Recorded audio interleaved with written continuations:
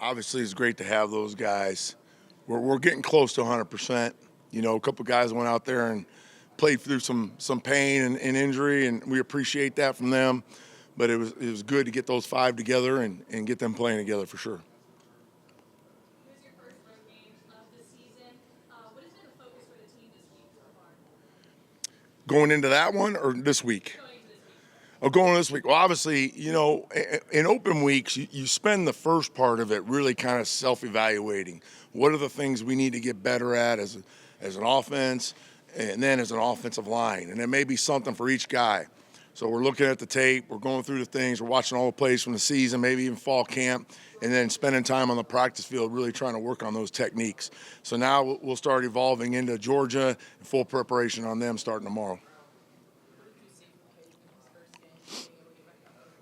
Yeah, I thought he did some really good things. You know, he's for missing 2 games, you know, he probably a little rust on him, but there were some things really impressive by him. I thought in pass pro he got better as the game went on. I thought in the run game he played very physical and tried to finish blocks, which we need from him. So I was impressed with what he did the first game.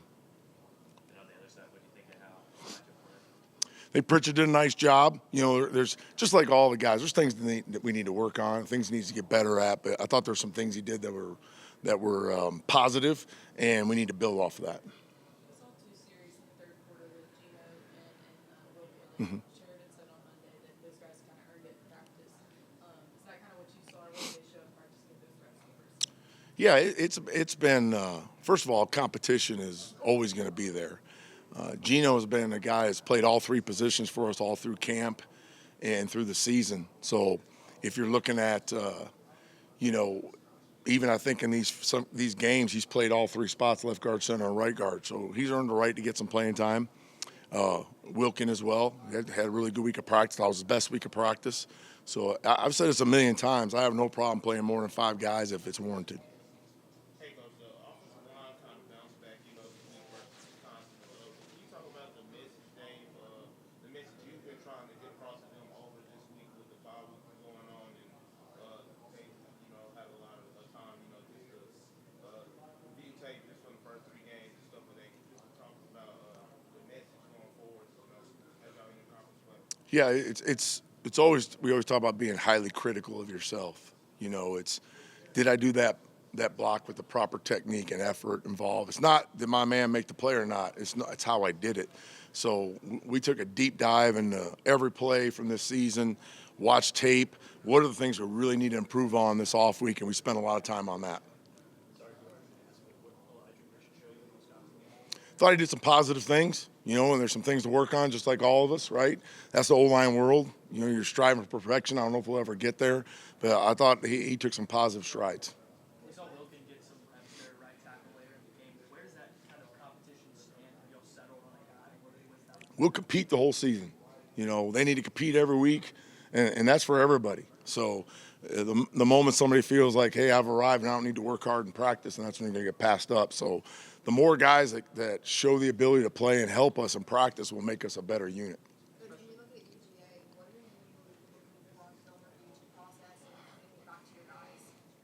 Well, you know, first it starts with personnel, which they're very good. I don't need to say that. Everybody knows that. They play a lot of guys, which that's obviously a plus for them because we can rotate several guys through. They can stay fresher, play at a higher level. Then you start getting into the scheme. Obviously, they're well coached. They do a great job of scheming up what the other teams do best to try to take that away. So we have to find ways to get better at what we do, find ways to attack their defense, and see where we get on Saturday.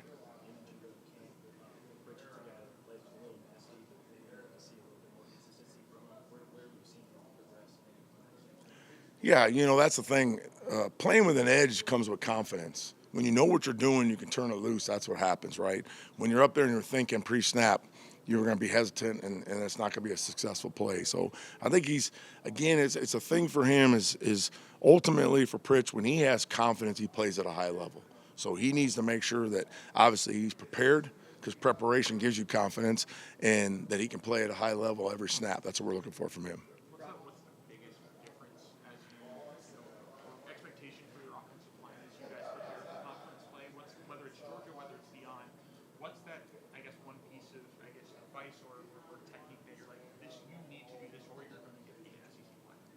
Yeah, it doesn't change. It's what we've been doing from spring, fall camp, going into the season. It's the opponent matters, but ultimately it's about us.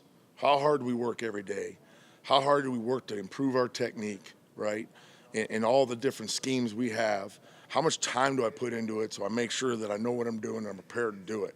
And if you're constantly pushing yourself, and like I said, that word, striving for perfection to play at a high level, then game day will take care of itself. How have you seen, I guess, them respond to that, striving, especially after a performance like Wisconsin? Is there more of a confidence in, especially if you're starting five, or is it kind of one that's, not looking for, praise or affirmation? Like, it's just going to continue to strive? Yeah, obviously, they felt a heck of a lot better after the game than they did the week before, but we're still not where we need to be. And the minute you start feeling good about yourself, right, you've heard the rat poison word around here, right, you got problems. A lot of the same people that were telling them they weren't any good are patting them on the back right now. None of that means anything.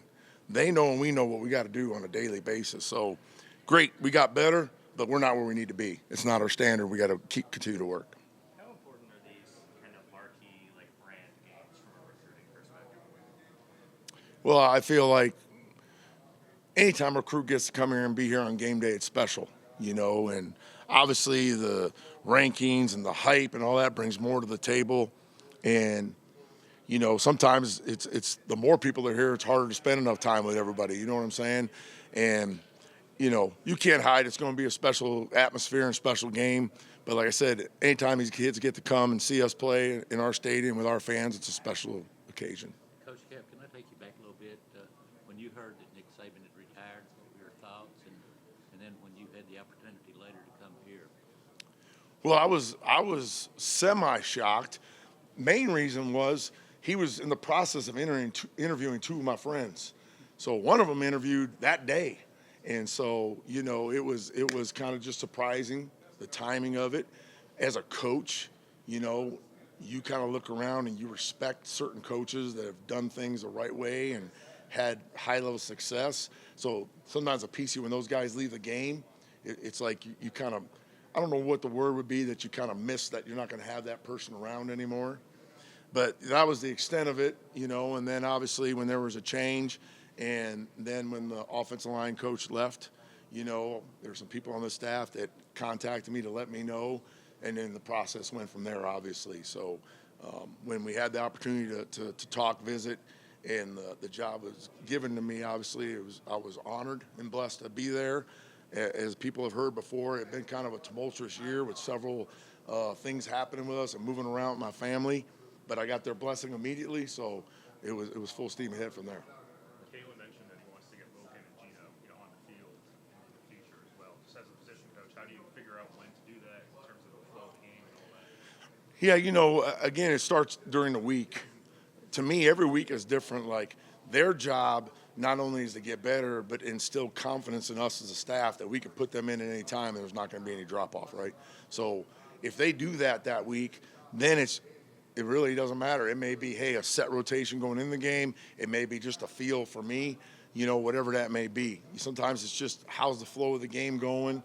There's a lot of things that go into that decision, and I really would say it's week to week. And then Gino, I think, came in when Parker's helmet came off. Have you said anything to Parker about getting a smaller helmet? We've had a lot of conversations with him and the equipment people.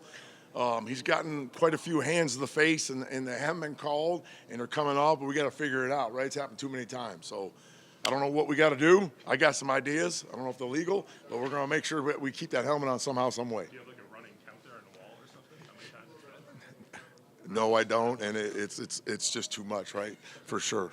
Last two. Crocker made his first start, first appearance of the season. Just how would you assess how he's playing? I thought he did some really good things. I felt like as the game went on and he got kind of settled in the flow, I thought he improved throughout the game.